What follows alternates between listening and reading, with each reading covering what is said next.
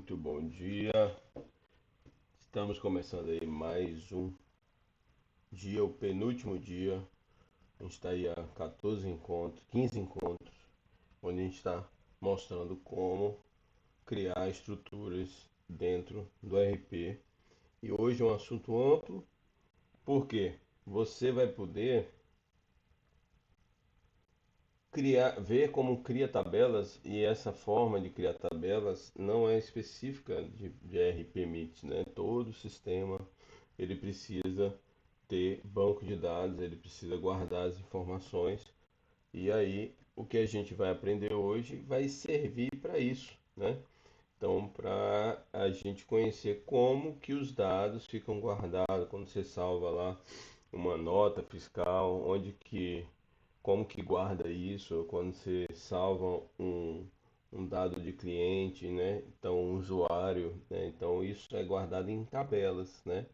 E esses campos e essas tabelas têm campos e é assim que é estruturado o banco de dados. Ah, por que que não coloca em arquivo, né? Antigamente era arquivo, né? Os bancos de dados eram separados em arquivos, só que com o tempo foi evoluindo e a gente viu a estrutura de SGBT crescer e foi necessário criar banco de dados, que seria uma forma mais performática de guardar os dados e resgatar eles de forma mais ágil, quando tem big é, dados, né? Quando tem muitos registros, né? Então vamos lá. Então a gente vai passar rapidamente aqui, como a gente sempre faz, o que, que a gente vai ver hoje, né? Então nós temos aqui é, como criar uma tabela via atributos, né, dentro do RP. A gente já viu isso na aula de criação de atributos do sistema, onde você consegue desenhar as telas. A gente vai ver novamente, só que com um olhar de estrutura de banco de dados, bem rapidamente, para vocês verem como que é a dinâmica. Como criar uma tabela, né, no SQL Server, que é o banco do RP, né? Como criar uma tabela via script, que é o normal, né? Aqui a gente vai mostrar de uma forma de assistente no 2.3, mas no dia a dia a gente faz via script, né? Que é mais rápido, né? Mais organizado, e depois eu tenho que guardar isso, né? Para rodar em outros bancos, né? Que usam a mesma estrutura. Então, quando você cria via tabela, é ali e pronto. Você não tem o script disso, né? Como criar um campo numa tabela. Ah, tem uma tabela lá de controle de motivo de devolução, vai. Eu preciso criar um campo lá para saber que aquele motivo vai gerar um determinado valor. Então eu posso criar nessa tabela um campinho, e na minha aplicação que eu estou assessorando o RP, né, usando o Mitsopen, eu vou usar esse campo para alguma gestão pessoal, né, da tua aplicação. Então você pode criar campos em tabelas existentes, né? Como criar um campo not null, inclusive é muito perigoso, né, criar campo not null em uma tabela existente, mas a gente vai falar por quê. Usando a Redcode MTS, para quem conhece o RP, né, vai reparar que as principais ações no sistema, fazer uma venda, lançar uma entrada de nota fiscal, ele não gera um código 1, 2, 3, 4 sequencial, ele gera um código combinado entre o ano, mês, dia, empresa e o número sequencial, né? Isso tem uma explicação. A gente vai explicar por quê. E tem a ver também com estrutura, porque tua aplicação, você vai criar uma tabela nova, e vai eventualmente ter que preencher uma tabela dessas de movimentação, de venda. Então, como que eu vou gerar uma tabela, inserir um registro sem conhecer a Redcode MTS? Então, a gente vai mostrar como que ela funciona. Criando a chave estrangeira, isso é muito importante também. Você criar relacionamento entre tabelas para manter a consistência, porque, por exemplo, eu vou fazer uma venda precisa de um cliente, né? Um código de um cliente, então eu preciso colocar na tabela de venda o cliente, né? Então eu não posso colocar um ID que não exista. Então quem faz essa consistência não é a aplicação, né? Quem faz é o banco de dados, né? Então, quando você coloca ali um cliente dentro de uma venda, necessariamente esse ID de cliente precisa existir na tabela de cliente, senão o banco de dados não vai deixar. A gente vai ver isso também. E criando um índice, né? Isso aí é um negócio bem interessante, porque o índice é algo que nunca acaba, tá, gente? A gente, para quem mexe em banco de dados, existe uma profissão chamada DBA, né? Então o DBA ele vive olhando a base de outro ângulo para quê? Para deixar ela performática, né? Quando o cliente sempre fala, tá uma determinada rotina aqui tá lenta, então provavelmente está necessário, né, necessitando fazer criar um índice, né? Então a gente vai ver como que é isso, e é mágico o negócio, tá? Eu já peguei aplicação aí que leva 15 minutos para 2 segundos só porque eu criei um índice. Então, o índice é bem interessante, que ele é bem parecido com isso aqui, né? É isso aqui, é a mesma ideia, né? É o sumário, né? Eu sei exatamente quando o cara procurar criar uma tabela, eu sei que está na página 7, certo? Então, o índice ajuda o banco a organizar o dado, né? Então, a gente vai ver também como que isso é legal. Isso é interessantíssimo porque nunca morre, né? Hoje você pesquisa por um determinado tua aplicação, tua estrutura, é estratégico você vê uma venda quebrando por, sei lá, vendedor. Mas com o tempo você vai querer vender uma tua aplicação que teu relatório quebrando por rua. Então você tem muito mais dado detalhado e isso vai precisar de provavelmente um índice da rua para eu conseguir trazer essa informação mais rápido. Então o índice nunca morre. Então o DBA ele fica ali gerenciando a estrutura do banco e uma das coisas muito importantes é ficar criando o índice, tá? Então não tem aquele negócio de criou o índice, fica ali, acabou, morreu. Não. Ele sempre tem que estar manutenção, inclusive dando rebuild no índice, né? A tabela que tem índice tá também renovando essa estrutura, né? Porque o índice ele vem e organiza. É, Aí você começa a inserir mais dados. Então você precisa dar um rebuild para ele reorganizar de novo esses dados na tabela conforme o índice você criou. A gente vai ver isso também. Beleza, então o curso de hoje é bem legal. Ele tem um pouco de RP, né? Mas é muito mais amplo, né? A gente vai dar. Por que que a gente botou ele na lista, né, dos cursos? Porque você está desenvolvendo em cima do RP. Na aula passada a gente viu como criar uma grid, depois vimos como criar uma pesquisa avançada e na aula seguinte, né, que é a última, a gente vai ver como cadastrar um dado. Então, eventualmente você vai precisar criar uma tela que vai precisar criar uma tabela. Então, a ideia nesse workshop é você sair daqui completo, você conseguir fazer uma aplicação nova dentro do RP, né? Então, para criar uma aplicação nova, você vai precisar criar a tabela nova eventualmente, e aí que é legal, por isso que a gente colocou esse cara no contexto, né? Lembramos sempre, né, para quem é esse curso, esse treinamento, esse grupo de treinamento está no 15º, não é voltado ali para um usuário que não entende de lógica, não precisa de lógica, programação é a base, né? Mas entendendo a lógica, o resto é só fazer o curso que você vai conseguir desembolar. Então, um cara que é um colaborador dentro de um cliente nosso que precisa criar uma ferramenta, criar um relatório, criar uma telinha, criar uma estrutura nova, é interessante esse curso.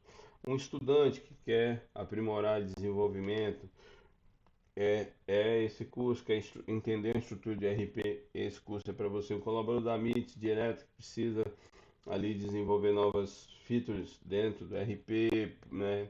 Ou entender o RP como um todo também é legal.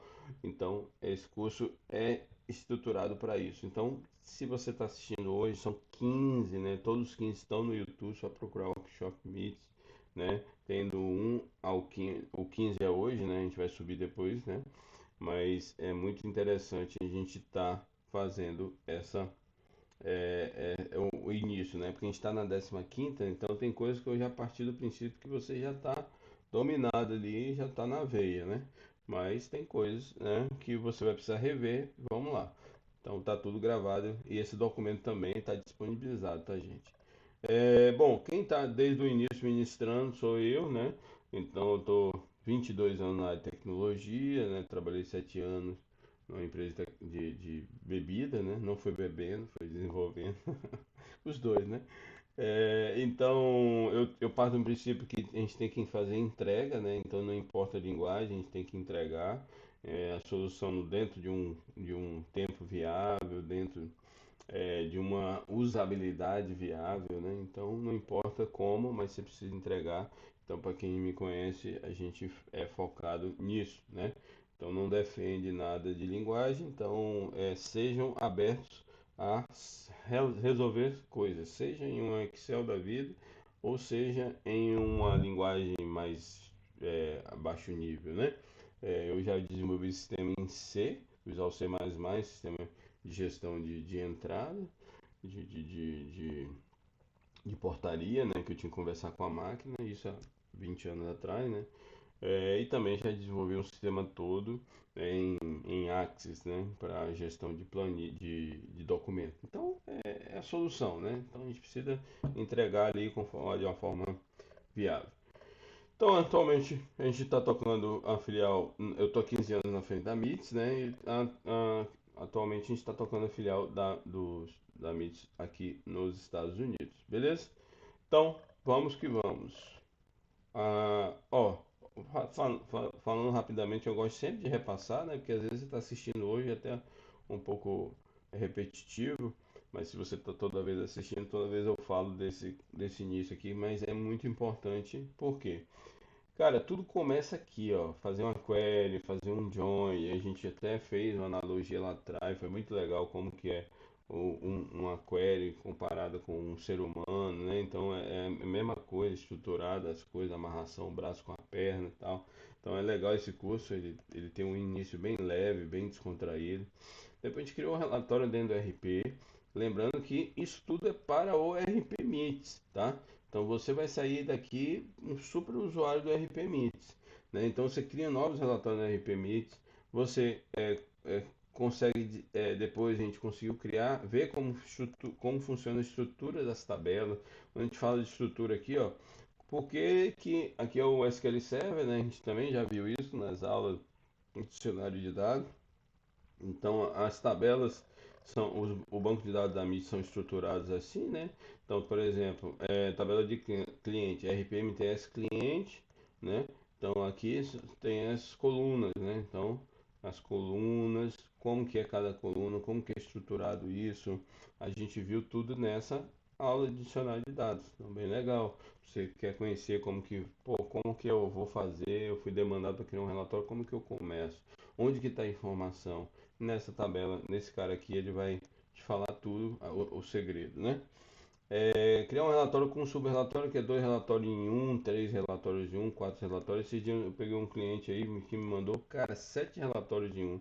Eu fiquei emocionado, porque ele assistiu a aula e fez os relatórios, inclusive um dos relatórios, porque a gente chama sub-relatório, para o usuário final é um relatório só, tá, gente? Mas sub-relatório é quando você traz dentro de um relatório só informações desconectadas de locais. Por exemplo, eu trago a venda e dentro desse mesmo relatório eu quero saber a inadimplência do ano de 2023, sabe? Então, ou seja, não tem nada a ver com venda, né? Diretamente, né? São outros dados, né? Ou também eu quero trazer como que está a venda comparado com o ano passado, né? Ou seja, eu trago a venda de hoje e a venda do ano passado para fazer um comparativo. Então, é outra informação desconectada, então a gente vai criando um subrelatório. Ele criou 7, cara. Então, assim, foi muito legal. E um desses, um gráfico bonito, né? Então, tudo com esse curso que a gente proporcionou aqui. Então, isso é bem legal. Depois fomos para a linguagem 2, né? SQL, né? Hoje a gente é a linguagem parte 4, né? A gente teve 4 encontros para falar só de SQL, que é a estrutura, é a linguagem do banco de dados, né? O que o banco de dados SQL Server entende, né? A maioria dos bancos de dados entendem que são SGBD, né? Então a gente viu como insere, como atualiza, como deleta, que na verdade não existe delete no RP, né? Então quem viu aí essa aula viu, a gente só ensinou como faz, mas na prática não acontece. Fórmula Mix, isso aqui para mim é uma coisa fenomenal, né? Fenomenal mesmo, porque você cria aí tuas regras de preço, tuas regras de algumas determinadas ações, alguns assistentes para te automatizar algum processo dentro do sistema. Então é a forma onde você constrói mesmo o teu código e aplica em uma determinada situação. Então, um curso também muito legal. Vimos também o Story Procedure. Esse aqui foi um curso que realmente eu tive até DBA participando dele, né? Então foi feedback muito positivo, onde você cria várias coisas dentro do Story Procedure que são estruturas armazenadas no banco para você executar e ser mais performático, né? Ponto de entrada da Meet, onde você cria ali pontos para fazer ações externas, né? Ah, eu quero que antes de emitir uma nota faça uma comunicação e mande um SMS. Então você vai criar um ponto de entrada para isso e ele vai ser feliz lá e vai mandar SMS, né? Então você cria ações, né? São pontos para você criar algumas inteligências para o teu negócio. Atributos, onde você cria ali campos. A gente vai ver um atributo hoje rapidamente, né? Porque eu vou mostrar no ângulo de criar uma tabela nova, né?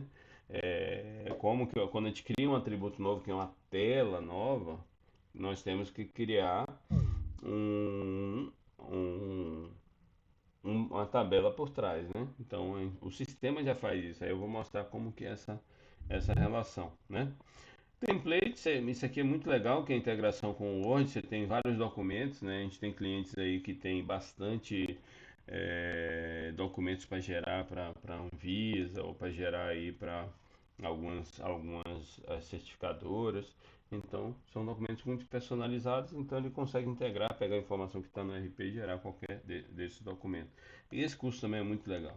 O Dashboard BI nem se fala, né? Dashboard você monta aí qualquer visão, a gente criou muita brincadeira lá no Dashboard, foi muito legal esse curso. Eu tô até suspeito, porque todo o curso eu achei maneiro, né?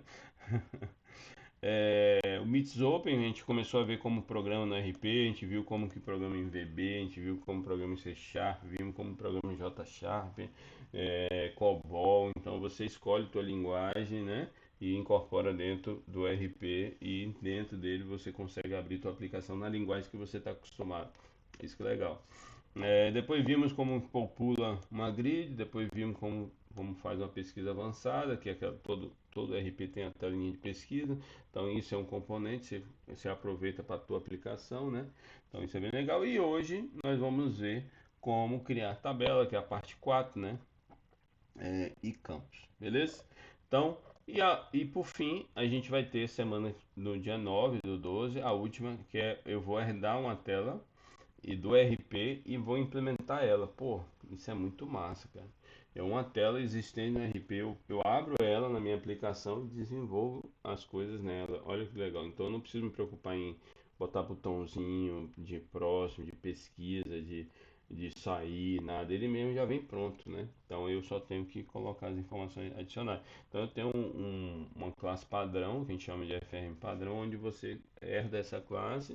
Então a gente vai ver um pouquinho de polimorfismo, herança, né? Então a gente vai ver como que funciona esse mundo aí. Isso também, a gente vai falar de desenvolvimento dentro do RP, mas a gente está falando de conceito, né?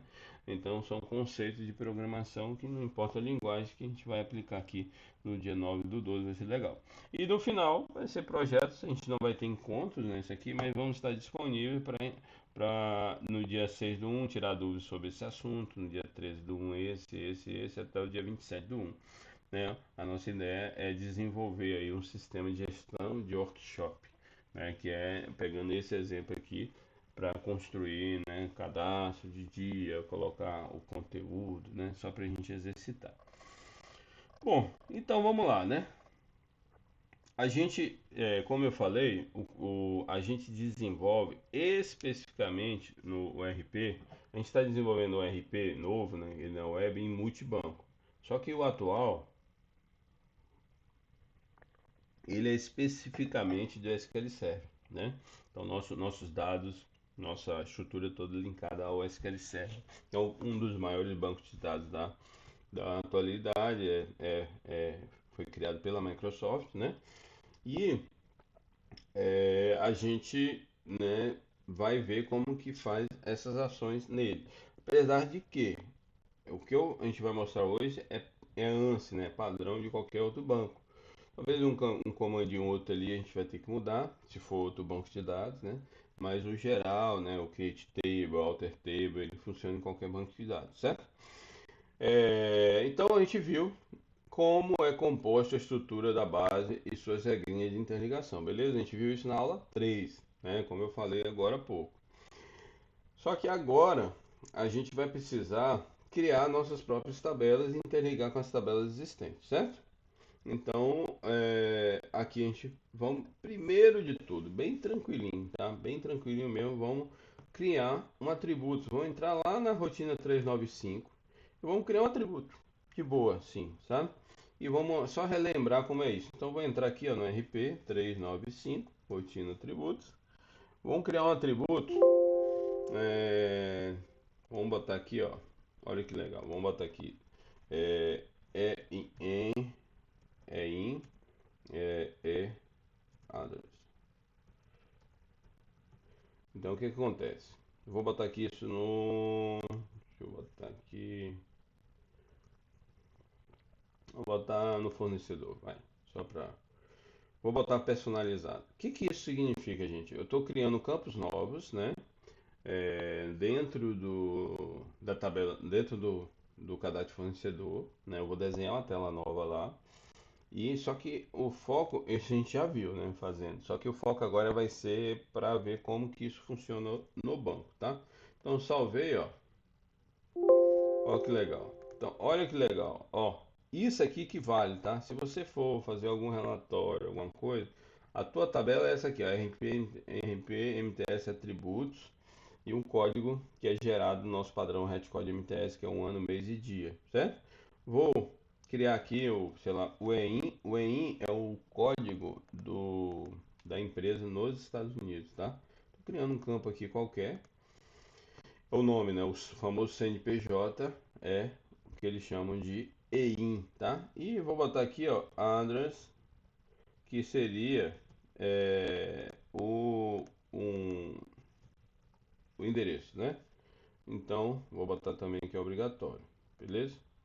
Só isso, pra vocês verem como que é. Eu tô botando o nome e como que é a estrutura do banco, beleza? Vou desenhar aqui, a gente já viu isso, né? Vou desenhar esse cara aqui rapidamente. Ah, tá, ele tá com a permissão de de não poder construir essa tela agora, eu até mostrei isso na aula passada. Mas não tem problema, o que vale é isso aqui, ó, tabela, tá? Então é RPMTS atributos, esse cara aqui. Então vamos entrar lá no RP. Olha que interessante. Então, vamos pesquisar por essa tabela. Pesquisou aqui, ó. Pá. Ó, a tela que a gente acabou de criar agora, ela foi construída dentro do RP. Deixa eu ver aqui. RPMTS atributos. Deixa eu ver aqui. Filter.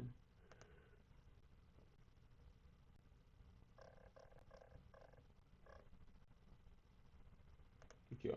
2023, 25 do 11. Tá aqui, ó. Tá vendo? Ela criou. Lembra que foi o campo o ID do vínculo, data de cadastro ativo e o nome da coluna, que é o nome que a gente colocou aqui, só que o sistema gera um nome interno, né? Então esses campos aqui, ó, são campos, né? Então a tabela aqui é a mesma. Então se você quiser, existe, inclusive, isso a gente viu no dicionário de dados, que tem uma tabela que interpreta, né? Qual que é, o que que é o call, 25, 11, 23, 06, 103. Então tem uma tabela que guarda o nome deles, né? O nome de fato, né? Isso a gente já viu. A gente não está falando de dicionário de dados hoje, a gente só está falando de estrutura de tabela. Então nós vimos aqui que essa tabela foi criada pela aplicação do RP para guardar algum dado, né? Então ele já criou uma chave primária aqui, né? Criou aqui uma tabela que ele vai, um campo que ele vai usar, um outro campo que ele vai usar e os campos que você colocou, ele construiu aqui. Então, por trás, o RP ele construiu essa tabela para você, né? Então, você não precisou criar na mão, de uma forma usando só o Mixopen.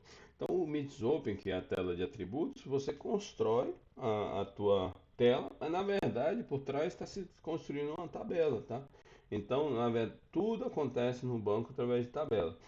Algumas coisas não. A gente viu na aula passada como construir objetos no RP. É como se a gente estivesse trabalhando com um banco no SQL. Então a gente tem essa estrutura também, né, que é a busca salva. A gente viu isso na aula passada. Então também, mas de qualquer forma, o que que acontece na prática na busca salva? Ele está guardando aqui um objeto dentro de uma tabela, né? Então ele usa o conceito de NoSQL, mas o objeto que ele criou, ele está guardando em uma das tabelas dessa aí que a gente já viu também na aula de dicionário de dados, né? Então é muito interessante a gente ver essa dinâmica. No final, gente, pensa o seguinte em é, baldes, né? Sempre vão ter baldes de informação.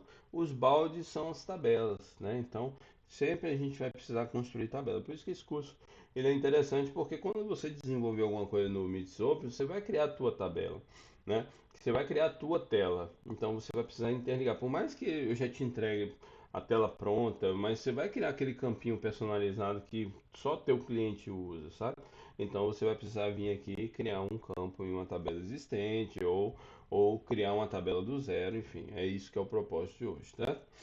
Beleza? Então, criar tabela via atributos é isso, né? Então, no final, ele foi e montou aqui a tabela que a gente queria, tá? Só para vocês verem que de fato a gente está nessa tabela, tá? Eu vou criar outra aqui, ó, xxx, beleza? E vou incluir, certo? Vou salvar. Se eu for dar um refresh lá, vai ter incluído mais uma coluna aqui, ó. Incluiu mais uma coluna, certo?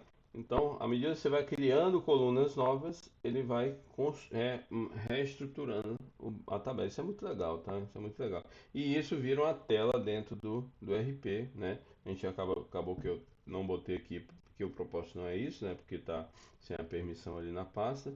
Mas o propósito é realmente só ver a estrutura do banco, como que ele se comporta. Então é assim que cria a tabela no sistema usando o Mitsop. Então vamos para a próxima aqui, né? Só que o legal de tudo às vezes, você criar a tua tabela, né? Então a gente vai ver a forma mais simples, só que não usual, tá? De criar tabela, que é via assistente. Mas às vezes você quer começar, você quer ter a experiência de criar uma tabela como muito simples. Então vamos entrar no SQL Server. Essa ideia aqui a gente também passou como baixa, como que você configura ela, como que consome, né? A gente disponibilizou um banco de teste para você acessar a nossa nuvem para brincar também, né? Então, ou seja, você está com todas aí as ferramentas para você fazer o que a gente está fazendo hoje. Ah, não está aqui nesse momento, por quê? Você tem que assistir a aula a aula um que eu passo como que instala, como que configura o SQL Server. A 1, a 2 e a 4 tem essas informações, então vale a pena assistir. Mas vamos lá, vamos criar uma tabela nova aqui, ó, nova tabela, né? Table, né? Botão direito table, new table. Muito simples, né? Não tem mistério nenhum. Então ele está ali demorando, vai estar cadastrando.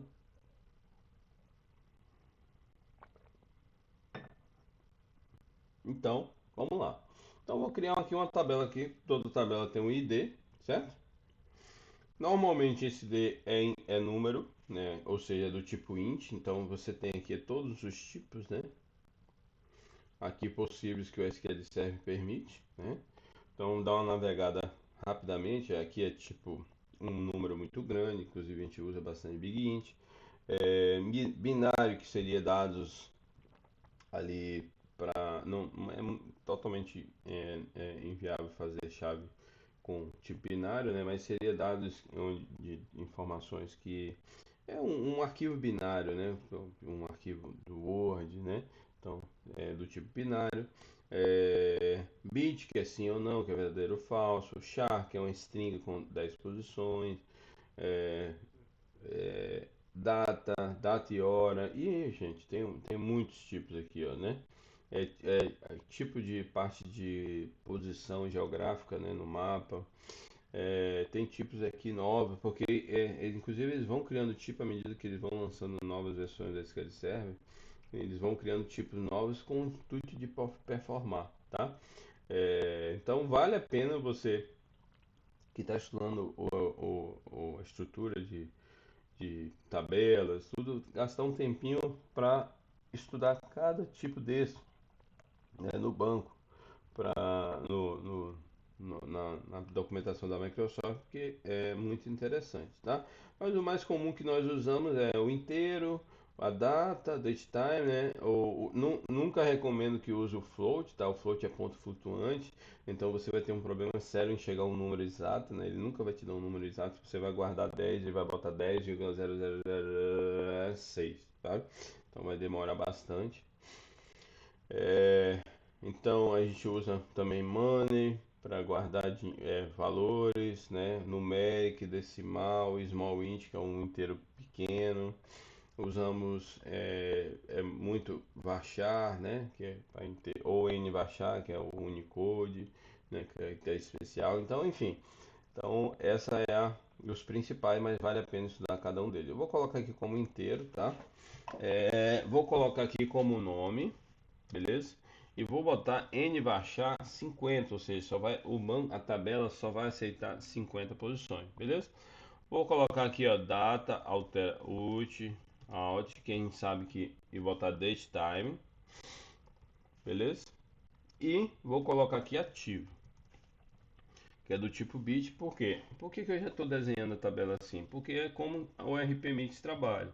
A gente não exclui nada. Quando a gente trabalha na exclusão de um registro, na verdade, esse ativo aqui, que é o atributo, ele vai para zero, aí ele passa a não mostrar em nenhum lugar. Mas no caso de uma urgência, de um problema, você consegue entrar e reativar esse registro, tá? Uma auditoria, né? Então, você consegue.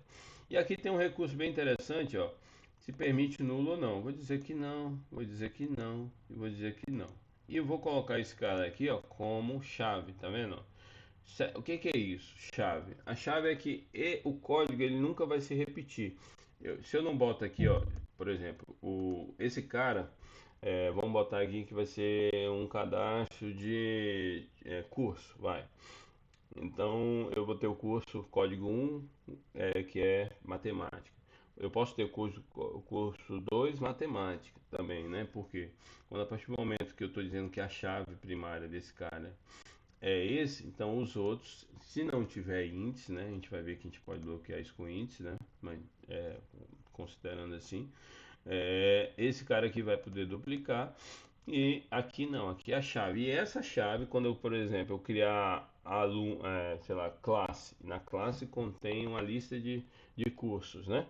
Então, dentro de uma classe de aula, você vai estudar matemática, português e geografia.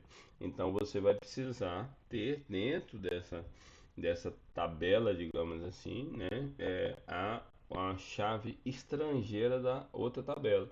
Então, eu vou fazer um relacionamento, né? Então, eu não preciso levar tudo de novo aqui, né? Eu só preciso colocar o ID dele e falar assim, olha, cara, esse curso aí seu é, vai ter essa tua classe vai ter português, vai ter matemática. Beleza. Não vai ter geografia. Então eu só ponho o ID do português e o ID da matemática e aí pronto. Relaciona aí as informações. Beleza? Então, vamos lá. Vamos salvar aqui, beleza? É, Vamos pegar aqui e colocar é, curso. Vamos fazer diferente. RP MTS curso. Bota aqui, ó. Work curso. Vamos colocar esse nome aqui, vamos deixar até guardadinho pra gente fazer outras brincadeiras com esse cara, certo? Então eu vou salvar aqui, ó. Pronto, tá salvo minha tabela no banco de dados. Eu vou poder ser feliz, né? Tá aqui, ó. E eu usar ela tranquilamente via design. Como eu falei, a gente não, na prática a gente não faz assim, tá? No dia a dia, mas eu gosto de mostrar, ó, tá, tabelinha essa, coluninha, a chave aqui, o desenhozinho da chave. Vamos tentar ali, ó, editar para ver que é como se a aplicação estivesse fazendo, ó, botão direito, eu fiz rápido, mas é botão direito edit, ele abre em lista, né? Então, eu vou colocar aqui, ó, matemática, né? Matemática.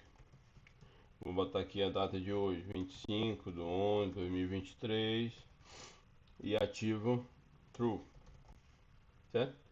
Então incluir ali no banco de dados essa informação. Vou tentar botar a ID 1 de novo, certo? É... Ponto 25/11/2023 true.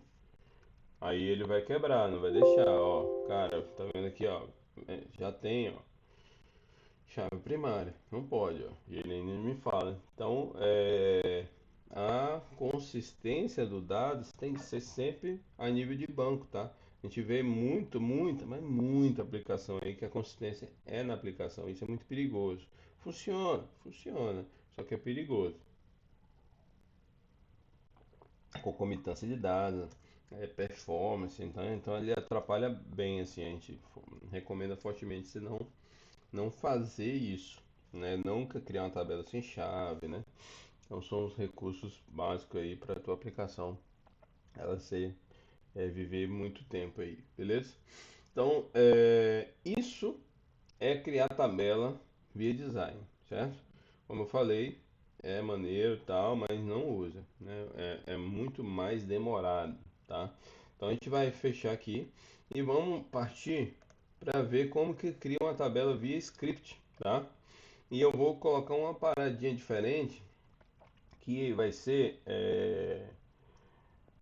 o, o, o identity, tá? O identity, vamos lá.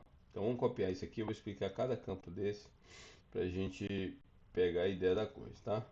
Sempre eu venho aqui, ó, na tabela, new query, né? No banco, new query para abrir essa parte em branco para poder escrever o código. Como que funciona? Ó, é muito simples, tá? Vocês vão ver que depois que você pega a manha, acabou. Ó, primeiro eu digo, isso aqui é padrão, hein, Antes, qualquer tabela, né, qualquer banco do planeta, você cria a tabela escrevendo create table, tá? E depois você vai botar o nome da tabela. Create table, nome da tabela, como se estivesse escrevendo lá. Beleza. Aí, depois a gente vai falar qual que é o ID, o código, né? Poderia ser o nome que eu quisesse. Eu coloquei aqui o ID.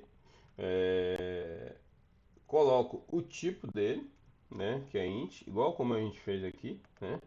Coloquei o nome e o ID. É exatamente a mesma coisa. Nome o nome e o tipo, quer dizer. O nome e o tipo. O not null, mesma coisa, né? Se permite ou não.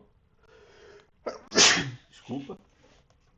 Então, se, se é autonumerado, é aqui que entra o X da questão. Lá eu não mostrei.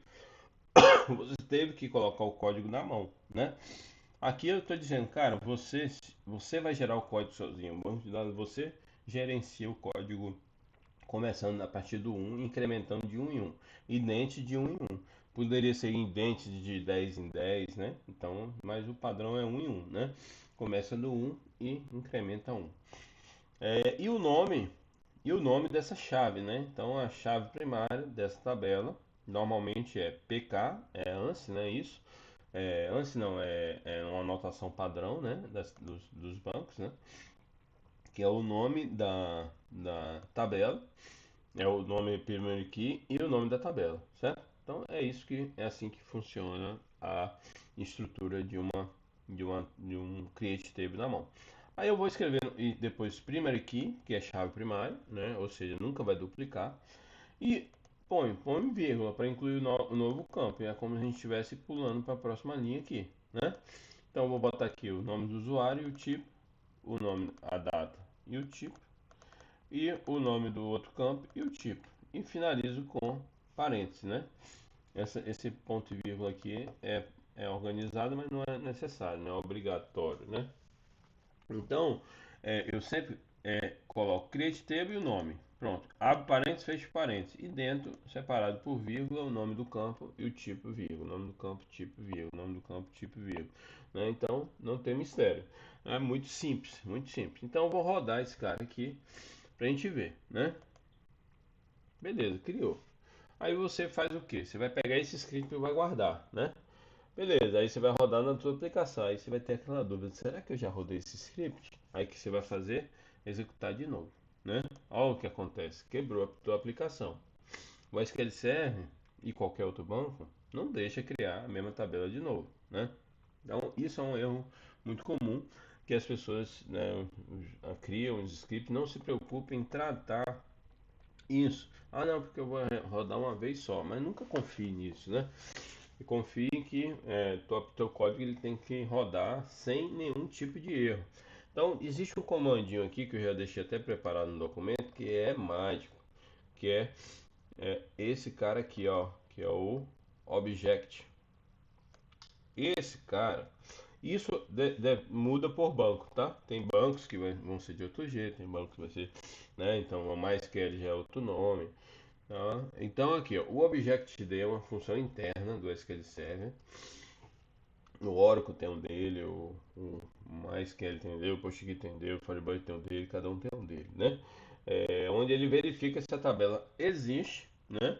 Se o objeto existe, tá? Então Object-D poderia ser tipo assim, eu poderia checar se a chave primária existe, porque a chave primária é um objeto no banco, né? Então tudo que é objeto, tudo que é um item cadastrável, estruturado do banco, ele vai cair aqui no objeto. Então, coloque na tua condição, se o objeto não existir, ou seja, se object ID da tabela tal que eu quero criar agora is null, ou seja, não existe, ou seja, não is null, é a mesma coisa de perguntar não existe, mas é porque o objeto a gente não pode comparar com em branco, né?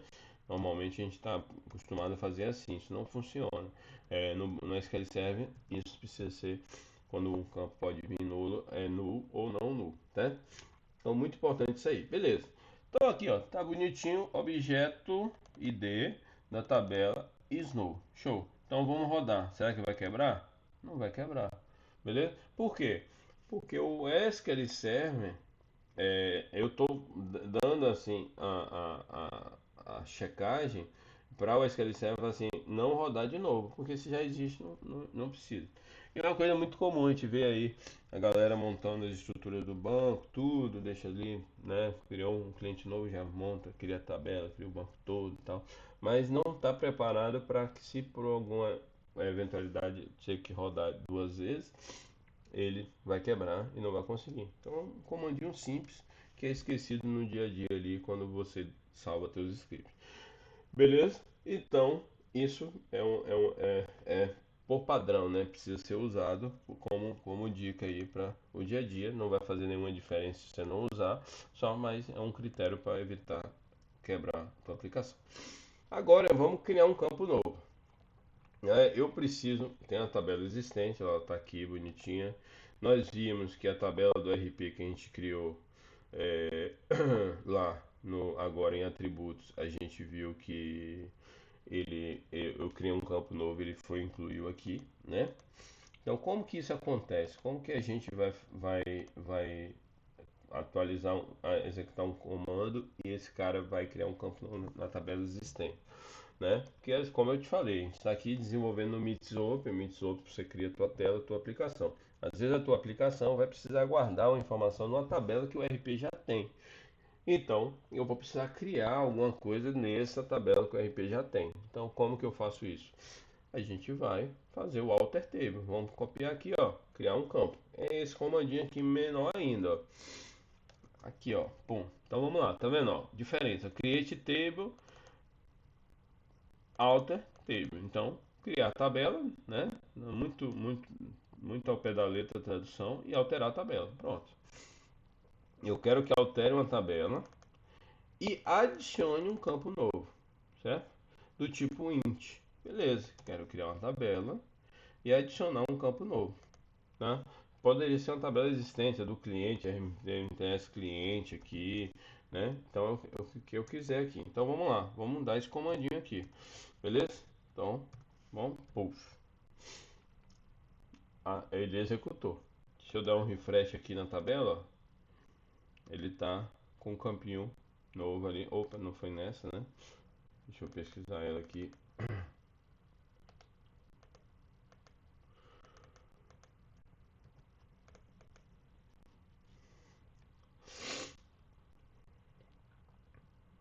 Beleza, tá aí, ó. Tabela. Ó, tá aí, novo campo. Vamos criar mais um, novo campo 2 e alter table. Refresh. Tá criado ali, novo campo 2. E aí você vai criando. Também vem a mesma questão. Ah, mas será que eu rodei? Será que eu não rodei, né? Quando eu tenho muito banco, eu tenho. Mas se eu tentar rodar de novo aqui, o que, que vai acontecer? Mais uma vez vai quebrar. A aplicação tá aqui dizendo, o SQL Server grita, velho, você já tem um banco novo, já tem esse campo aí, né? Você não pode ter dois campos com nome iguais, né? Então, se vira aí. Então, para ele não quebrar, não me dar esse erro, existe um outro comandinho que é esse cara aqui, ó, que é o calllen, né? Por que que eu não posso usar o object, né? Por que que eu não posso usar o object? Vamos botar aqui, ó. O object ele verifica se a tabela toda existe. Então a tabela existe. Eu não posso verificar. Eu tenho que verificar a tabela e o campo existe, certo? Aí eu tenho que fazer, por isso que eu uso o calllen, que é a mesma coisa do object, só que o calllen ele vai verificar se esse tabela tem esse campo. Então vou botar aqui campo 2 e tentar executar aqui. Então provavelmente aí ele não vai quebrar a aplicação mais, né? Se eu botar um campo 3 também é a mesma coisa, ele vai verificar se não existe, aí sim vai deixar rodar, né? Eu dar um refresh aqui, ó. Ele criou o campo 3 de boa, de boa, de boa, né? Então é isso. Então você cria, né? E coloca a consistência para não dar problema, né? Então, no nossos procedimentos de teste do RP, a primeira coisa é a qualidade, já começa testando isso. Ela pega, tenta executar o script duas vezes, né? Se quebrar, já reprova a versão na hora, porque precisa corrigir, né? Então, porque na prática isso pode acontecer. Então, façam os seus códigos de criação de tabela sempre com essa checagem antes e deixe guardadinho para quando a aplicação subir no nosso futuro Meet Store, né? Ele tenha a possibilidade de se rodar duas vezes e não quebrar a tua aplicação, beleza? Muito importante isso aí. Então vamos para outra questão que é um campo not null. Beleza. A gente viu aqui, ó, tá vendo que ele já vai colocando aqui o resumo da tabela. Tem um macete no SQL Server que a gente usa muito e é pouco conhecido. Eu estou com a tabela selecionada aqui, não estou vendo aqui ele no canto, tá certo? Como que eu listo essa tabela? Nesse momento eu estou segurando Alt F1. Olha que legal. Ele está me listando o nome da tabela, os principais campos, não, todos os campos, o tipo dele, né? Se permite nulo ou não, tá vendo aqui? E mais algumas informações complementares ali, fora quem é a chave primária, né? Ele fala aqui, né? Então, os outros constraints, né, que podem ter índice e tudo, ele me lista, ele dá um resumo. Então, não precisa nem saber onde a tabela tá. Alt F1 é vida, tá? Então, é muito importante a gente estar pegando esse atalhozinho na SQL Server, porque quando você está ali fazendo um join, esquece os campos que a gente precisa amarrar, vai em cima da tabela, Alt F1 e pronto, vai listar ali na hora os campos, você consegue fazer rápido seu join. Bom, então, só que eu preciso, tá vendo que esses campos aqui foram criados, eles foram criados como nulo, mas eu preciso criar um campo not null, certo? Olha como que é difícil, para não dizer o contrário, né? Bom, esse campo aqui não tem ativo. Eu esqueci do ativo, eu vou criar um ativo aqui, ó. Ativo. Vou colocar aqui ativo. Campo ativo, vou dizer bit e vou escrever na frente not null. Só isso. Apenas isso. Vou criar um alter table, nome da tabela, add é o nome do campo, o tipo, e escrever not null. Pronto. Então, executou. Se eu der um refresh aqui, ele vai ter criado o campo not null, né? E aí, ou seja, se eu tentar incluir informação direto na tabela, sem preencher esse campo, ele vai gritar, né? Não vai deixar. O banco de dados ele vai controlar isso. Alt F1 tá ele aqui, ó, do tipo null, tá vendo? Tá. Então é você só com um comandinho final. Só que aqui, tá na documentação, a gente eventualmente vamos para um cenário. Vai ter uma tabela já populada, certo? E agora, a tabela está populada, como que eu vou criar um campo not null com a tabela já populada? Vamos ver como é que faz isso, né? Então vamos criar aqui um campo, ele é autonumerado, o ID do usuário, tudo é permitido, então vou botar só aqui, ó, só o ID 1, pronto, só para ter uma informação. Pronto, criamos essa tabela, né? Criamos essa tabela, não, criamos esse registro, né? Então nós temos um banco e vamos criar um campo agora data, certo? Data,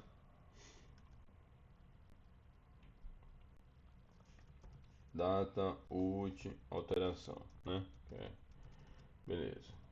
Date time e vamos criar também not null. Será que vai rodar? Ele gritou, assim, ô meu amigo, essa tabela está populada, você não pode criar um campo novo not null. Então já era. Tem que criar uma tabela nova, não é isso? Não. Então ele também ajuda a gente, né? Então é um comandinho bobo, né? Que no dia a dia ajuda bastante. Que é esse cara aqui, ó. Constante. Então vamos vir aqui, ó. Vamos colocar um valor default, certo? Constante, o nome da constante, que é o nome da tabela, o nome do campo, certo? O default dele, isso aqui tem que ser um default de acordo com o tipo, né? Esse aqui provavelmente vai quebrar, porque zero não é um campo data. Vamos até testar aqui, ó. Ele não deve deixar. Ele até deixou, mas deve ter colocado ali informação equivocada, tá? Então ele criou ali o campo. Fiquei até curioso com qual dado ele criou agora, né?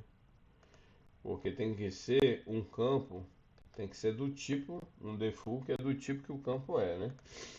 Ele não vai botar zero no campo data. Então, um campo zero, vamos ver, deve ter colocado uma data loucona lá, vamos ver.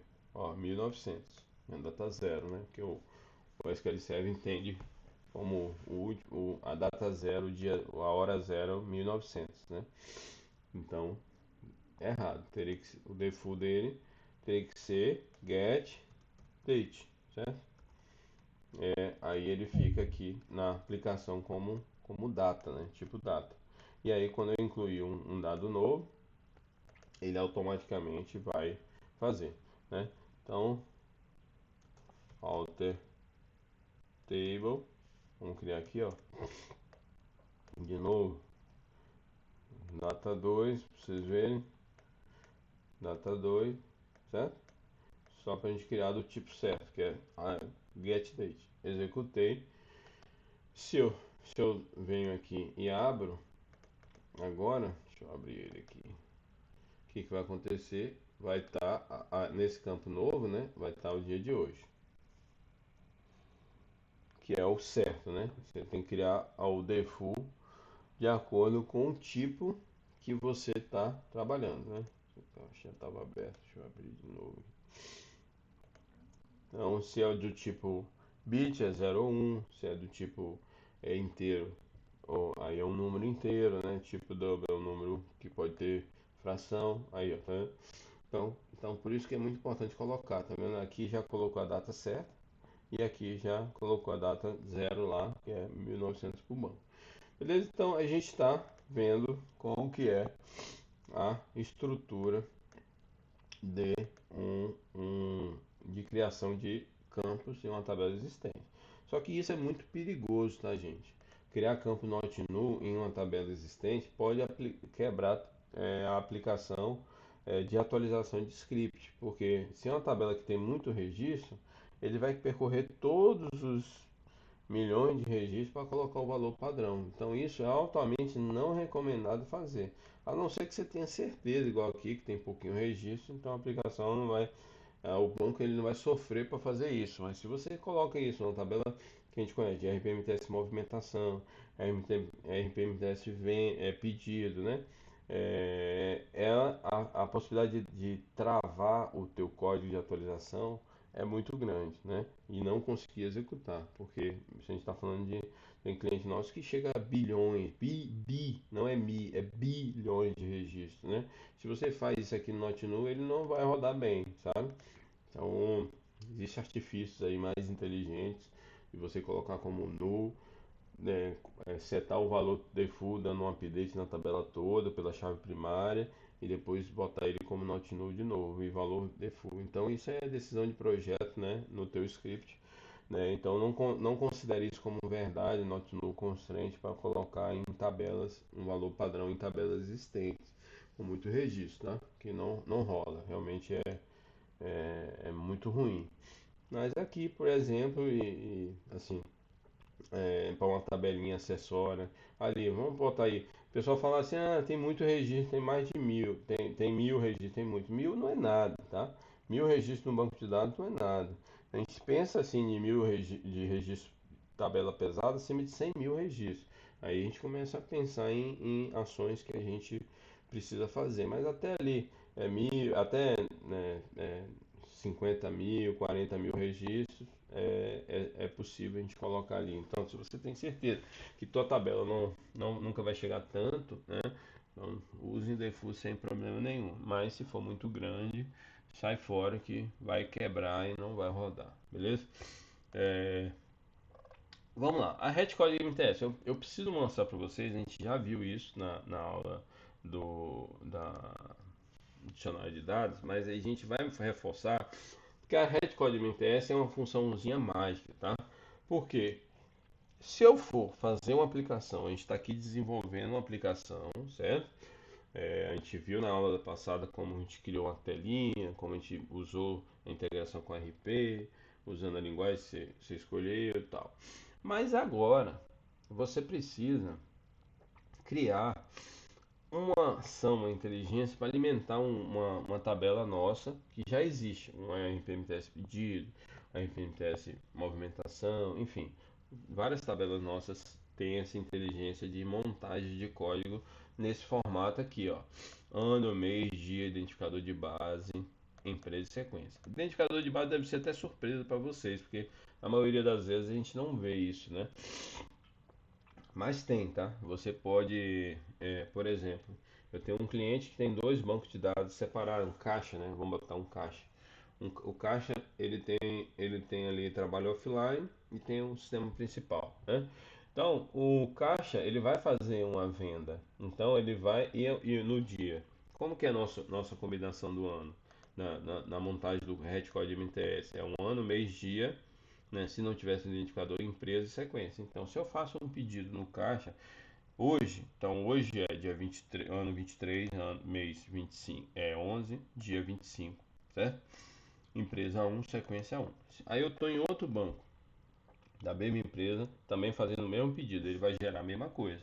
2023, um ano, o mês, o dia, a empresa, a sequência. Ou seja, vai gerar dois códigos iguais. Se a gente for trabalhar aí com replicação de dados, isso vai colidir, né? Lembra que chave primária só pode ter uma, então não vai funcionar. Aí, quando os clientes trabalham com identificação de base, esses carinhas aqui, ó, são esses dois bancos, ele tem um código dele. Então, um vai ser o código um e o outro vai ser o código 2. Então, nunca vai gerar o mesmo número, né? Então, isso é uma coisa legal que facilita bastante. Beleza? Então, se vocês forem alimentar a Red Code MTS, eu sugiro pegar o código da movimentação que você quer, assim, ó. Então, vamos lá, select, vamos lá. Exatamente, select, isso aqui é Redcode MTS, é uma função interna, né, da MITS, né, então retorna o código MITS da tabela movimentação, né, e aí vamos ver como fica, ó. Tá vendo? Então, se eu for incluir o registro na tabela de movimentação, ele vai trazer esse cara aqui. Esse número aqui, gente, é o número da empresa que eu estou logado, né? Então, se eu estou na empresa 2, então ele já vai trazer outro número ali, né? Então é importante estar atento quando vocês forem criar tabelas, acessórios que eventualmente vai precisar popular outras tabelas existentes no sistema e a tabela não tiver alto incremento, então provavelmente ela é RET código MTS, então você vai precisar gerar isso para dar inteligência no sistema, tá? Para ele colocar correto. Então isso é uma dica ali no meio, né? Não tem a ver com Create Table, não tem a ver com Alter Table, mas tem a ver com estrutura MIDS, né? Então, se você está desenvolvendo ali, você precisa ficar atento a isso, beleza? Então, vamos lá. Criando chave estrangeira. Vamos lá. O que é chave estrangeira? Eu preciso da consistência no banco, né? Vamos lá. Vamos para esse cara aqui, ó. Vamos fechar aqui, para não confundir nossa vida. Aqui, ó, tá vendo? Usuário. Eu criei um campo usuário ID. Provavelmente esse cara é chave estrangeira da tabela de usuário, mas eu não falei que é, né? Então vamos dar um select aqui na tabela de usuário. Select, asterisco, from, PMTS, usuário, certo? O usuário vai até o 9, beleza? Então, aí o que eu vou fazer? Vou entrar, a minha aplicação vai entrar e vai fazer um cadastro qualquer que vai gravar um usuário. Então, eu vou botar aqui usuário 10.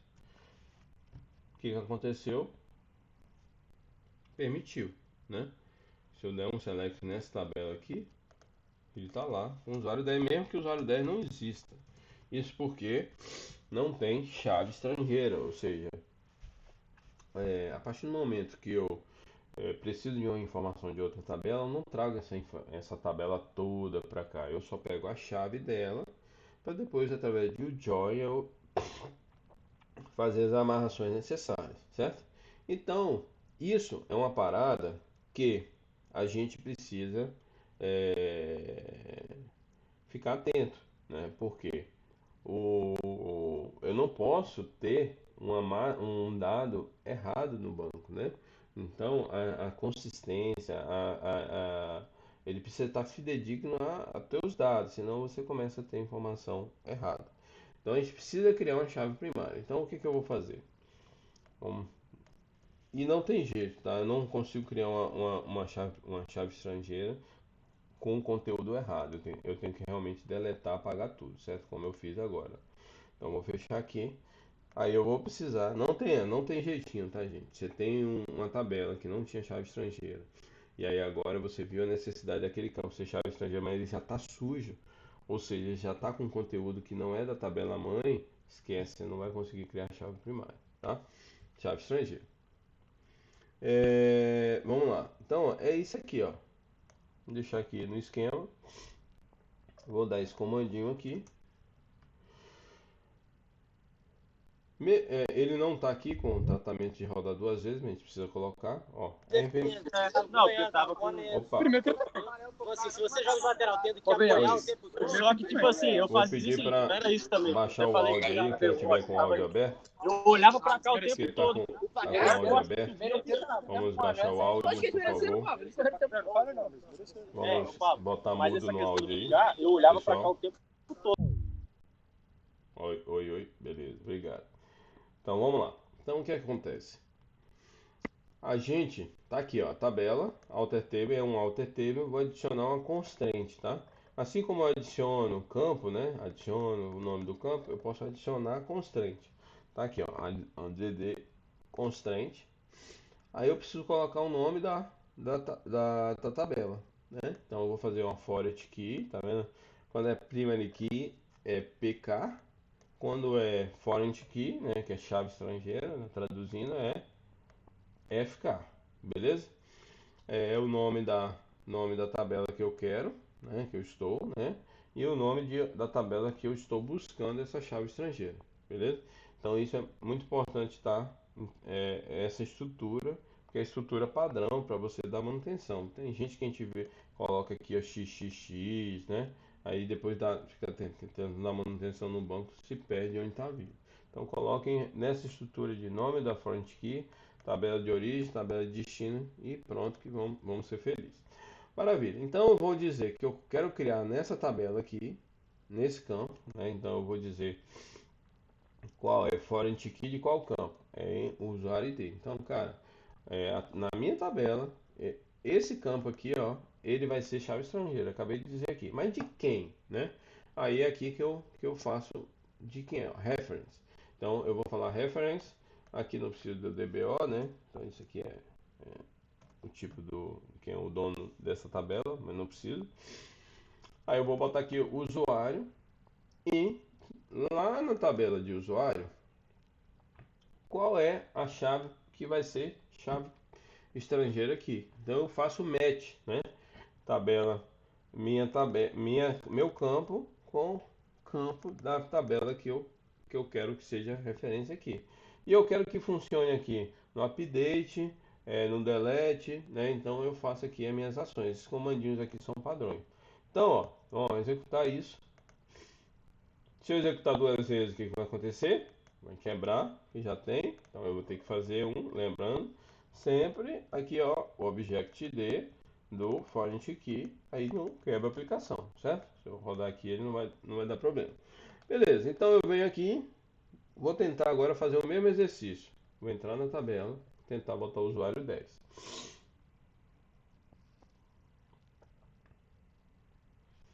Usuário 10, né? E incluir aqui. Ah, tá. Primeiro ele valida o conteúdo, né? Que o ativo aqui é obrigatório, não tem default.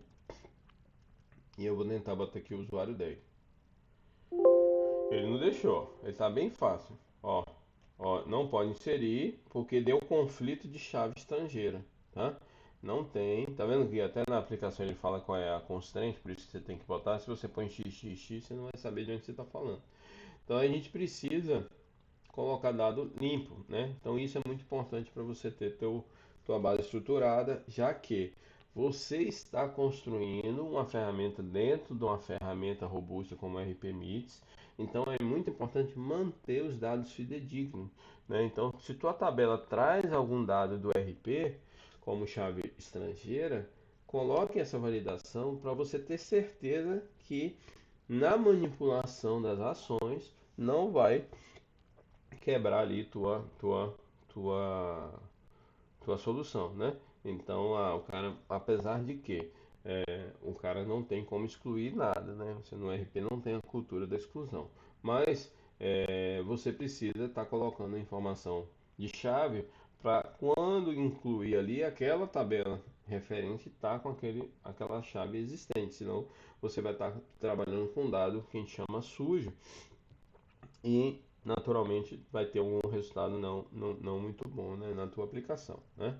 Então tá aí, ó, se eu dou um refresh aqui, ó, inclusive, execute, ele já gerou o ID, né? Quando é escrito por aqui, ele não carrega na hora o ID, mas tá aí, ó, ID 4. Beleza? Então isso aí é muito importante vocês trabalharem com chave primária e chave estrangeira, beleza? Existem algumas tabelas estratégicas que a gente não coloca chave estrangeira porque ela valida, né? Então a tabela que você tem muito IOPS ali, você precisa fazer muita inserção nela e não tem grandes responsabilidade de colocar dados fidedignos, então você não precisa colocar chave estrangeira em tudo, porque naturalmente vai deixar ela mais lenta, porque você incluir ele vai ter que checar se aquele cara existe, né? Então isso você vai ver também em alguns momentos no RP, algumas tabelas elas não têm propositalmente não ter a chave primária e estrangeira, beleza? E para finalizar, um assunto muito legal que é um assunto vivo, tá? Assim como os dados vão mudando, o índice também vai mudando com o tempo. O cliente vai reclamar que a aplicação está lenta. Você fez um módulo RP, quando carrega está lento. Ou quando está tentando fazer uma ação está lento. Então, se o sentimento é lentidão, tem alguma oportunidade para a gente fazer ali na, na aplicação, certo? Como que seria isso? É o índice, tá? O índice ele organiza a casa. É como se, pense o seguinte, você tem uma casa com vários brinquedos, né? Então você tem lá um cantinho onde você guarda o Lego, um cantinho que você guarda ali as bonecas, né? Então você precisa pegar uma pecinha amarela do Lego, né?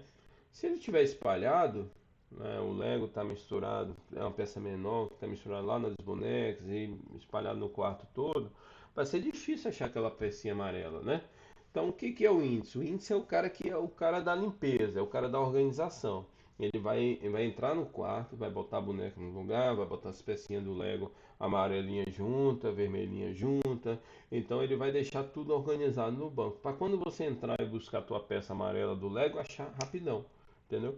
Então, o índice é isso. É a analogia perfeita. Ele faz a faxina ali na tua estrutura e deixa tudo organizado para quando você buscar ele te dá a resposta rápida, certo?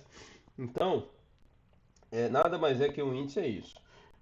Normalmente, você vai criar índices em campos acessórios. Então, vamos lá. Vamos botar aqui, ó. Vou explicar cada campinho desse aqui, né? Então, a gente está aqui, ó. Vamos dar um. O que que eu estou fazendo? Tipo assim, o sistema da tabela, RPMTS, tabela, então, IX, né? Ó, vamos lá, recapitulando, ó. FPK, primary key. FK, foreign key. E IX, índice. Então, create index, né? Que no cluster, tem vários tipos, né? Também sugiro você dar uma pesquisada em cada tipo desse, né? Tem tipo que é único, tem tipo que não é único, né? Então, tem um tipo novo agora que é o store, né? Que para mim é o mais fantástico, né? Que ele realmente, só que só funciona na versão, se eu não me engano, 2019, das que ele serve para frente, né? Que ele consegue zipar o conteúdo, além como se ele, fazendo a analogia do quarto, é como se ele conseguisse ter ainda mais espaço no quarto, né? E colocasse sei lá, um motorzinho no seu pé para conseguir buscar aquela informação, né? Porque é o que eles chamam de, vou te mostrar aqui, ó. Esse índice a gente não tem o costume de usar, mas é quando a gente está falando de bilhões de dados, tá? Então esse cara aqui é fantástico, que é o que é o vou mostrar aqui, ó, que é esse tipo aqui, ó. Column Store Index. Esse aqui é o mágico, né? É um índice que realmente faz a diferença na aplicação. Sua aplicação não vai ser rápida, ela vai voar, né? Ela vai ficar muito performática quando tem muita massa de dados, beleza? Mas então, tem vários tipos de índices. Eu escolhi esse, certo? Estou dizendo o nome e estou dizendo em qual tabela vai rodar. Mais uma vez, não precisa do DBO, né? Que é o nome da tabela. Beleza, então estou com a estrutura montada aqui, ó. Create Index, nome do índice e em qual tabela eu quero criar. Aí vem a seguinte informação: qual é o campo que você vai criar o índice? O usuário. Então, o cara, quando, por exemplo, o DBA, ele fica monitorando o banco, né? Então, ele sabe que quando executa essa tabela aqui, fazendo um join com o usuário, fica lento. Opa, então abriu um sinal aí para eu criar um índice disso aí, porque não está legal. Eu preciso organizar a sequência do usuário. Então, o índice você cria por campos, tá? Isso é uma coisa também interessante. E aí, beleza. Aí eu tô ali com o índice criado, uso o talento, né? Voltando ao assunto, o talento minha aplicação, né, naquele join, então eu preciso criar um índice. Então eu venho aqui, ó, índice, tabela, nome do usuário, beleza. E aí eu passo esses campos padrões, que também recomenda, né? O foco aqui não é esse, é uma coisa só para você entender a importância, mas é muito importante que entender o que aqui é o statistic, ignorar dados duplicados, chaves duplicadas, permitir ou não lock em linha, em coluna. Então isso aqui é muito importante você entender cada um desses, né? E on primary. Então é essa estrutura. Então você cria a tabela, cria o nome, cria o índice, o nome do índice, em qual tabela e qual campo que é. Pronto. Aí ele vai fazer o seguinte, ele vai pegar a tua estrutura, né? E vai organizar aquele usuário que estava bagunçado lá, como se fosse aquele Lego, né? Porque quando você olha aqui em lista, né? É engraçado isso. Aí o pessoal, mas pô, já tá organizado, eu tô vendo aqui em lista, mas não é assim, tá? Dentro do SQL Server, dentro do banco, ele guarda separado, né? Os dados, né? Não tá assim bonitinho, um debaixo do outro, assim. Uma formatação diferente, né? Bem inteligente, por sinal, né? Para ser performático. Então, antigamente era assim, né? Era um arquivo que era um debaixo do outro. Mas agora não. Agora a estrutura de SGBD é diferente. Aí o que acontece? Aí você está aqui, esse usuário está todo bagunçado. Você tem 1 milhão de registros aqui. Então você criou o índice, ele organizou. Ó, usuário que começa com o número 1, que é número 1, coloca no cantinho do quarto. Usuário número 2, no outro cantinho. Então, quando eu tentar buscar informações de Joy com o usuário número 1, rapidão, porque ele já sabe que está aí no cantinho do quarto, só com esse comando aqui, tá, gente? Então isso aqui é bem legal, está criado o índice, está feito, né? Mais uma vez, se eu tentar executar de novo, vai quebrar. A gente sempre tem que colocar o object-d aqui na frente para ele não deixar quebrar a aplicação e ele deixar esse executador às vezes não gerar problema, certo? Bom, então é isso, né? Isso é índice, né? Isso é como que organiza o banco, né? Então não adianta você criar tabela sem pensar criar chave primária, sem pensar criar valor padrão que eventualmente precisa, sem pensar de criar chave estrangeira para ter consistência do dado e obviamente sem pensar de criar índice porque tua aplicação ela vai gritar um momento, né? Então você vai precisar estar acionando o índice para resolver a questão de agilidade dos dados, certo? Deixa eu ver se nós temos alguma coisa. Não. Então é isso, pessoal. Mais uma vez, muito obrigado. Eu espero que a gente tenha contribuído ali um pouco do conhecimento de vocês. E até a próxima. Valeu!